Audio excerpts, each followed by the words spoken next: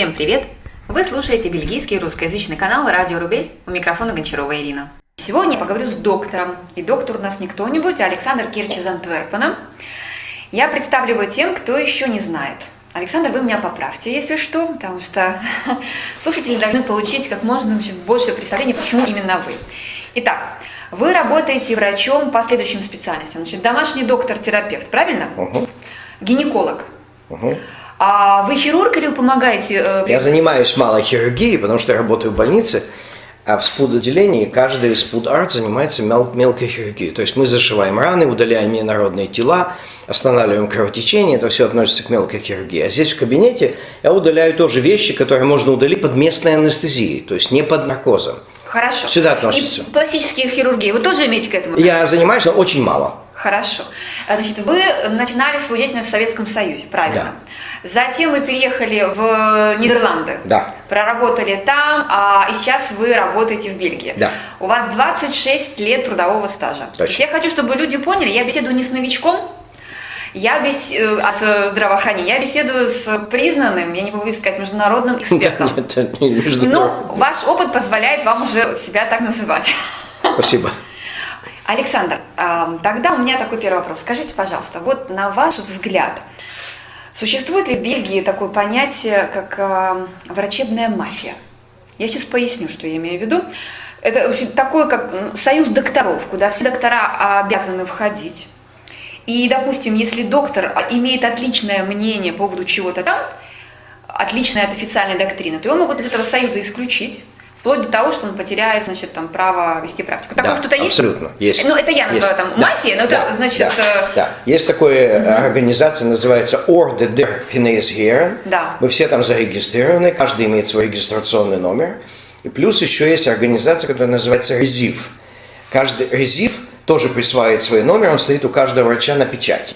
То есть какие там ограничения? То есть? Вот, Резив, он занимается чисто финансовыми проблемами. То есть они контролируют, правильно ли мы выписываем счета, много ли мы берем с пациента или мало, почему именно такую сумму, не такую. У нас приходит вот такая тарификационная таблица, в которой расписано все, сколько мы имеем право взять, цену за какую манипуляцию, за какую-то операцию. Хорошо, а вот я к методам лечения хочу перейти. Вот, а Orde der Geneesheren, они следят больше этические вопросы. То есть они больше, я их называю медицинская полиция. То есть они выполняют функцию настоящей полиции, то есть они суют свой нос куда им надо и не надо. Они контролируют все. Например, если они обнаружат в кабинете стоящее лекарство Гемодез, это русский препарат, который все привозят сюда, я им ставлю капельницы, особенно после Нового года, если вы зайдете, вы увидите, что в камере половину сидят это люди. Снимает симптомы определенные, это снимает алкогольный синдром, это чистит печень, чистит кровь. В общем, в Советском Союзе гемодезом лечит многие болезни. Но в Бельгии препарат не зарегистрирован. Значит, по большому счету, использование препарата, не зарегистрированного в Бельгии, это нарушение закона. То есть, если кто-то из Орды придет и увидит этот препарат, ему нужно будет долго объяснить, что это такое. Да, если залезть в интернет, это все там стоит. Можно найти эту страницу, можно найти химическую формулу. Многие страны его применяют, но Бельгия не применяет. Вот для этого нужна эта Орда. Чтобы они сказали, нет, это применять нельзя. Другая методика. Традиционные и нетрадиционные методы лечения. Вот насколько доктор, допустим, свободен допустим, считается, что-то, допустим, в Бельгии, что это там вредно, противопоказано, а доктор так не считает. Вот как он может, насколько он свободен все-таки действовать? Не свободен, полностью ограничен. Мы имеем право применять и те лекарства, и те методы лечения, только те, что зарегистрированы в Бельгии. А зарегистрированы потому, что есть профессура, которая на этом сделала свои когда-то работы. Исследования не доказали, что эти методы эффективны или они неэффективны.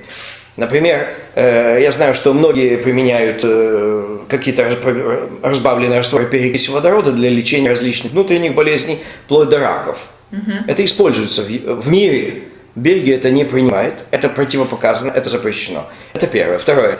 Например, физиолечение. Любой врач, понимающий, что физиолечение хорошо, но не будучи физиотерапевтом, я, например, не могу здесь купить физиоаппаратуру и пользоваться. Не имеешь права. Нельзя. Запрещено законом. То есть для этого надо быть физиотерапевтом, а он не врач. Понятно. Вот казалось бы, да, он не врач, он может. Да, он может. Нет, ты не можешь, потому что тебе стоит от сих до сих, ты имеешь право делать. То есть рамки, в принципе, очень жесткие, да? Да, рамки жесткие. А вот вы в своей практике, когда работали в Нидерландах или сейчас в Бельгии, Вы сталкивались сами или вы слышали, например, от кого-то из коллег, фармацевтическая компания начнет продвигать свои лекарства, например, и она каким-то образом влияет как-то вот, что вот, ну, пожалуйста, вот мои лекарства, пожалуйста. Вот это существует или нет? Да, это существует. Это не миф, да? Это не миф, это практикуется. То есть буквально... продвижение лекарств через врачей? Да, буквально каждый день. Например, в Голландии... Ух ты, интересно, да. как это вообще? А я объясню. А в Голландии существовала такая система. Например, я работал в одной практике, туда приходил представитель и говорил: пожалуйста, если вы будете выписывать не Brufen 600 мг, а, например, ибупрофен 600 мг, то, в принципе, та же химическая формула, но препарат намного дешевле. Раз он дешевле, его будут больше покупать, он будет больше продвигаться, и в общем объеме они будут получать больше выгоды. Но если вы откажетесь выписывать Brufen с дочерней фирмы, в конце года, значит, мы вас пригласим в ресторан за наш счет. Это практикуется сплошь и рядом, и мы на это все шли и подписывались. Это было в Голландии. Например, в Голландии, когда работал в кожном отделении у профессора Ньюмана, приходило несколько разных представителей разных фармакологических фирм, они приносили ему пробники определенных мазей, он всех вызывал врачей, и меня в том числе, и говорил: так, с сегодняшнего дня, например, триамцинолон мы останавливаем, а гидрокортизон там с каким-то еще мы начинаем, это этой фирмы. Значит, полгода мы выписывали все подряд направо и налево эту мазь, раз в год всех, а мы были молодые врачи, мы только начинающие, нам это было интересно, нас собирали и везли в китайский ресторан. Мы там ели, пили все, что хотели, ни копейки не платили, за все оплачивала фирма. Это практикуется. Ну, замечательно, что вы... Это было в Голландии. А если ты заключаешь контракт, в Голландии еще есть более жестче. Интересно. То есть, если заключаешь контракт напрямую с фирмой и говоришь: вот с сегодняшнего дня я буду выписывать только это лекарство, они это могут пробить по аптеке, по твоим рецептам, посмотреть, что ты в год действительно выписываешь, например, только омепразол вместо пантозола, пантопромеда, там много есть разных. Они тебе подарят через 3 года лэптоп. Они тебе сделают с твоей женой какой-нибудь отель на 2 дня, уикенд где-нибудь бесплатно за 1000 евро. И врачи на это идут. Ну, как любой умный человек, да, от искушения трудно. Да. А в Бельгии немножко другая система. Здесь они не идут открытым текстом на такие вот сговоры, но они приносят мази, и они дают их бесплатно, как бы их пробовать. И они могут там тоже раз в год для отделения, не для персонально для врача, а для отделения они тоже могут сделать какой-нибудь фуршет, банкет за их счет. Ну, в общем, понятно, да. Да, то есть все покупается. Спасибо, да, действительно. Тогда я хочу пояснить, почему, допустим, я пришла по поводу курения именно к вам. Вот, скажем так, год назад меня эта тема вообще не интересовала, потому что я не курю. Вот эти все, допустим, санкции, там, вредно это или не вредно, меня действительно не интересовало, потому что я, как сказать, не практикую. И еще, как бы, скажем, с советских времен я где-то слышала, что это вредно. Вот. Но когда я стала этой темой заниматься, вот я пришла к такому выводу, что есть как бы 2 теории. Мне это вообще напомнило как про... Вот как откуда взялся человек, да, есть теория, что Дарвин, там немножко не хватает доказательств. И есть, значит, Бог, и там тоже не все в порядке. И вот 2 эти теории будут. Вот то же самое у меня сложилось впечатление с курением. Есть, то есть это преподается как аксиома, что это уже доказано. Но когда я вот стала на свой, скажем, дилетантский взгляд разбираться, много перечитала, я не могу понять, это вредно или это полезно. Ну, в смысле, или это нейтрально. А может быть даже и полезно, потому что я нашла массу литературы, где описывается, значит, полезные свойства, например, табака, никотина и так далее. Поэтому я решила к вам, получив такой действительно честный ответ. И так что я надеюсь, что на другие вопросы мы тоже. Так вот, что вам известно о лекарственных свойствах табака? Это вообще миф или легенда? Что это такое вообще? Смотрите, есть целая группа, в Советском Союзе мы учили по фармакологии, не помню точно всех названий, но есть целая группа никотиноподобные препараты. Точно как есть группа мискариноподобные препараты, которые добывают из яда мискаринов, которые входят в мухоморы. Все знают, что мухоморы ядовитые грибы, их есть нельзя. Тем не менее, оттуда добывают лекарства, которые капают в глаза. От этого у нас расширяются зрачки, суживаются, которые необходимы для операций. То есть это, да, ядовитое, но в малых язах любой доз полезно, любое лекарство полезно. Помните, в Советском Союзе эмблема врача была, змея такая крутила. Она даже не просто так змея.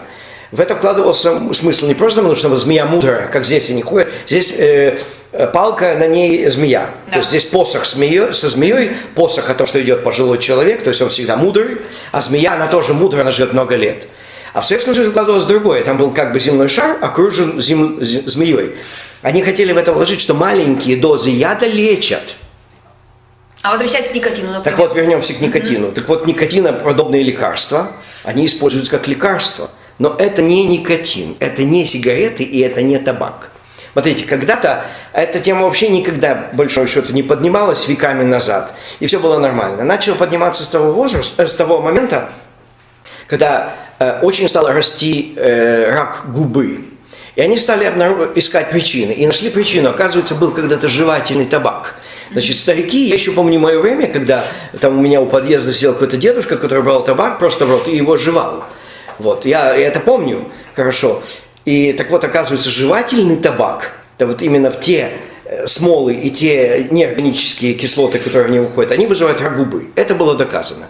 Когда они 100% доказали, что единственной причиной рака губы у мужчин там, пожилого возраста является жевательный табак, стали ученые искать, а какие же другие осложнения или, может быть, в вашей ситуации польза, но какие осложнения приносит табак. И тогда они стали более развернутую кампанию вести, стали выделять под это средства. Про пользу вы никогда не слышали? Я, допустим, обнаружила, вот честно, значит, что я прочитала. Никотин замедляет болезнь Паркинсона. Какие-то, значит, болезни суставов даже лечатся. А с астматиками тоже не все так просто. То есть люди, которые курят, вроде как это даже помогает им... Не могу сказать, не соглашусь никогда, что это помогает. Могу сказать только одно. Если, например, астматик курил всю жизнь, и астма довела его до того, чтобы он остановился, когда он бросает, ему становится хуже. То есть бросать нельзя, потому что То есть бросать нельзя, потому что это встроено в обмен веществ, это подавляет какие-то все-таки ферменты, которые больше провоцируют астматические приступы, астматические группы и всего остального. То есть я противник курения, поэтому даже не буду утруждать себя искать в литературе пользу от курения. Вот противники я все. Пыталась разобраться. Да. Противники все. Например, я ужасно противник, когда курят дети. Это опасно тем, что у них кора головного мозга еще не развита. И если никотинопроизводные, не чистый никотин, не чистая махорка или табак, а именно никотинопроизводные, какие-то молекулы встроятся там в обмен веществ, то это может замедлить развитие. А дебилов и так, слава богу, вокруг полно. Это нехорошо. Это первое. Второе, я противник, когда курят беременные женщины. Ну, когда женщина вообще курит, это не совсем этично, красиво, может быть. Но когда курит беременная женщина, она наносит вред не только себе, а она наносит вред ребенку. А посмотрите, сколько и в интернете, и вот в этих же наших одноклассниках любимых, сколько постоянно «помогите, там умирает такой-то ребенок», там «помогите собрать деньги на ту операцию». А где ты была, когда ты курила всю беременность? И я уже не говорю про алкоголь. То есть Знаете, что вот меня? Я, допустим, в процессе, когда я готовилась, я увидела, что, я не знаю, знаете ли вы, на борьбу с курением тратится гораздо больше денег, чем, допустим, на борьбу с голодом в Африке. И я, допустим, по опыту, вот живя здесь, я знаю, что умные капиталисты, вот, скажем так, просто ни на что деньги не тратят. Конечно, там есть благотворительность, все. И я, допустим, вижу, что иногда, на мой взгляд, кажется, человеку внушают вредность курения, как бы специально они это все увеличивают, в 100 раз умножают, чтобы человек пошел лечиться. Тут же ему предлагают очень интересные таблетки, например, Чантикс, да, которые уже доказаны, это депрессия, потом его лечат от депрессии. В общем, человек попадает в такую, в общем, карусель. Клиент, вот он получился, вот он курил, скажем так, а тут ему объяснили, что это кошмар, бросай скорее, он не может бросить, ему говорят, мы тебе поможем. И вот это наша замечательная фармацевтическая вот индустрия, о которой вы говорили, начинают эти таблетки, подсаживают. Вот что вы об этом думаете? Есть в этом элемент, что какой-то излишняя демонизация, вот, на мой взгляд? Или все настолько плохо с курением, что действительно надо вот таким способом? Дело в том, что все плохо с курением, может быть, надо таким способом, но этот способ не работает. И вот почему. Буквально несколько лет назад, ну, наверное, лет 10-7, появился Чампикс на рынке. Хорошее лекарство, способствует остановке курения. Но что делается в Бельгии? В отличие, кстати, от многих других стран, в отличие от Германии точно, это Австралия, это Израиля. Они одной рукой дают, а другой забирают. То есть Шампикс, коробка стоит 100 евро. Значит, но если ты напишешь «Атест», он стоит бесплатно или копейки. «Атест» можно написать только пожилому человеку, которому там 80 лет, или астматику.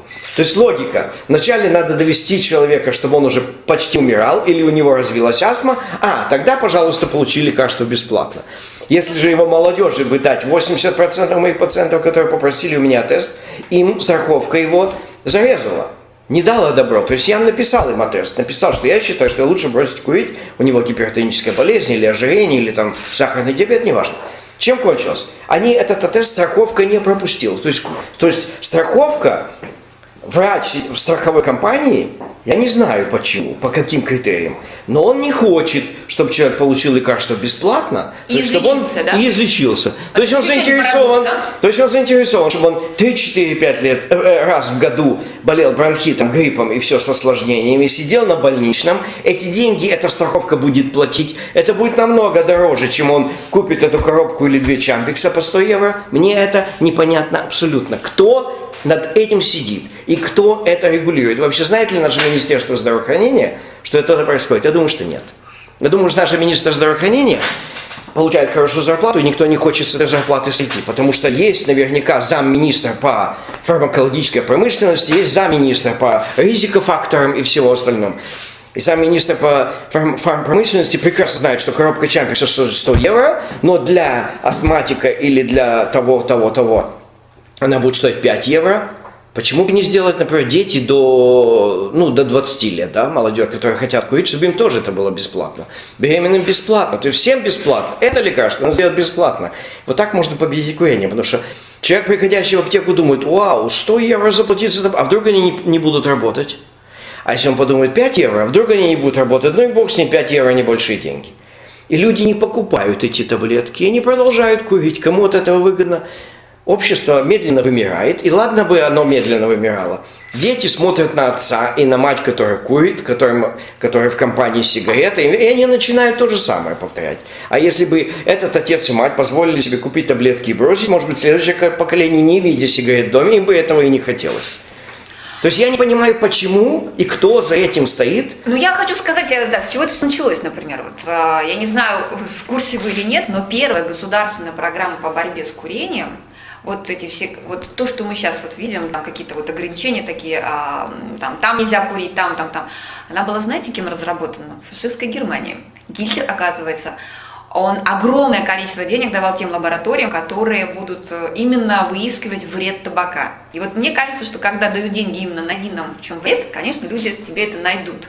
Это тоже, и вот он это до такого совершенства довел, а потом это уже Штаты, а потом это уже все остальные. Что вы думаете, почему именно? Не знаю, я не могу даже сказать почему, хотя с одной стороны я понимал. Я знаю, почему он терпеть не мог запах табака. Ну хорошо. Вот у него были какие-то личные еще на это. Ну вот личные дела, личное на это было. А с учетом того, что Сталин курил все время трубку, ему было начихать абсолютно, что 80% страны болеют туберкулезом. И туберкулез не реагирует на туберкулезные препараты, пока человек курит. А вы курили когда? Ну, может быть, одну сигарету когда пробовал по молодости, но на этом все и закончилось. Ну, это просто потому, что вы всегда знали, что это вредно, или просто как-то вот... Нет, оно как-то и не... Нет, ну, я, конечно, знал, что это вредно, но оно мне и не интересовало. Ну, понятно. Ну, вы знаете что? Еще такой вопрос интересный по поводу врачебной этики в Бельгии и вообще. Вот что такое врачебная этика? Я как-то... Это где-то записано вообще? Вот что такое? Ну, смотрите, в Советском Союзе я учился до института еще медучилища. У нас был предмет медицинская этика и дентология. Дентология, как надо относиться к больному, а этика – это вообще, как надо себя вести в медицине. А здесь такой предмет там был? Да, конечно, у нас были учебники по медицине, я тогда учился. Это было медучилище. Может быть, это было рассчитано на медсестер, потому что медсестра все-таки ближе к пациенту, она его видит больше и чаще, чем доктор. В институте об этом мало что говорилось, и каждый раз говорило, это не этично, там, это не по дентологии, но никаких учебников, никаких предметов в институте медицинской этики и дентологии нам не преподавали. А здесь такое? А здесь вообще об этом никто ничего не говорит. То есть такого понятия нет. Такого понятия нет. В принципе, в силу своих моральных принципов, да? Здесь это вообще не разбирается нигде. Единственное, например, в курсе Hausarzt-Geneeskunde, который все-таки Hausarzt ближе, чем я в больнице. Домашний доктор. Поднимаются некоторые темы, отдельные темы. Например, как больному сказать о том, что у него рак. Или, например, нужно ли вообще говорить больному, или у него рак. Или нужно ли больного лечить, или нужно ли больного куда-нибудь там направить, если ты знаешь, что он все равно умирает.